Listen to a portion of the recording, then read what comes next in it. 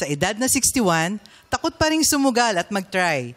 Hindi palalabas ng bahay, hindi adventurous, at hindi risk-taker. Subsob sa trabaho, naiisip niya rin sa mga nakakausap niya na lalaki na baka pera lang ang habol sa kanya.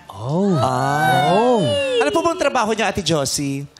Accountant. Kaya- Marami nga itong hawak na pera. Oo.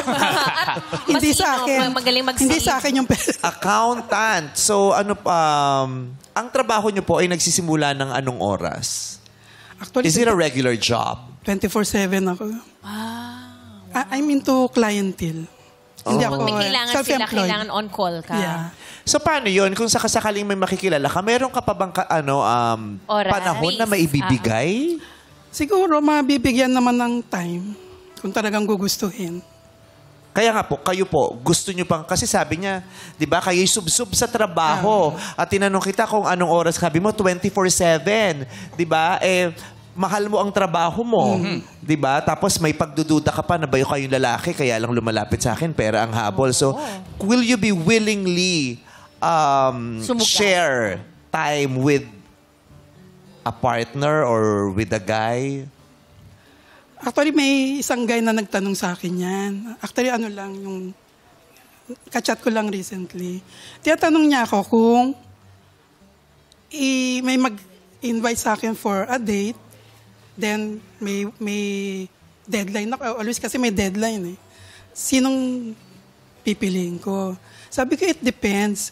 Kung ang work, kailangan ng urgent siyempre, unahin ko yung work. Ngayon, kung yung lalaki, kasi kaya dapat yung lalaki, mahaba ang patient. Kasi kung hindi... Wala kang boundaries.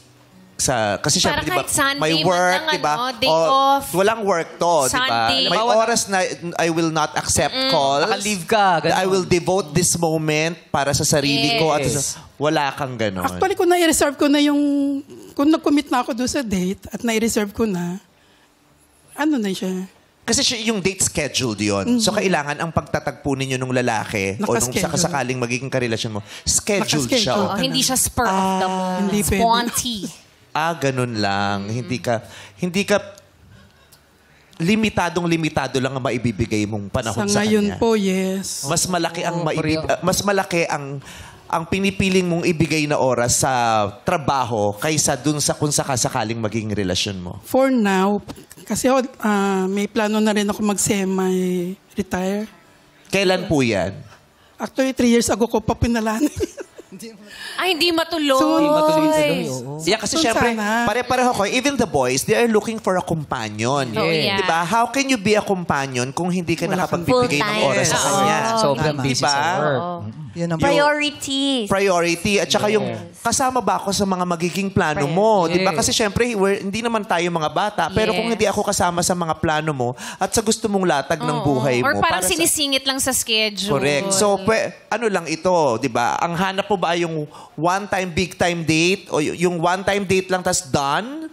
O yung date tapos baka sakaling may makilala ko to ng lubusan, yung lumampas sa relationship. Oo. Yung ganun. Para alam lang din natin. Kasi may nagbanggit sa mga boys natin na gusto nila companion na. Yes. Ang tagal na nilang walang asawa. Gusto na nila ulit. Kayo po, date Actually, open ka sa possibility ng Open relationship? naman po ako. Kaya lang sa ngayon kasi, sa tingin ko, hindi ko pa nakikita yung next... kasi masama rin ako ma-in love. All out ako. So, kailangan Yun naman, lifetime partner. kaya takot din ako na ma-fall agad sa guy.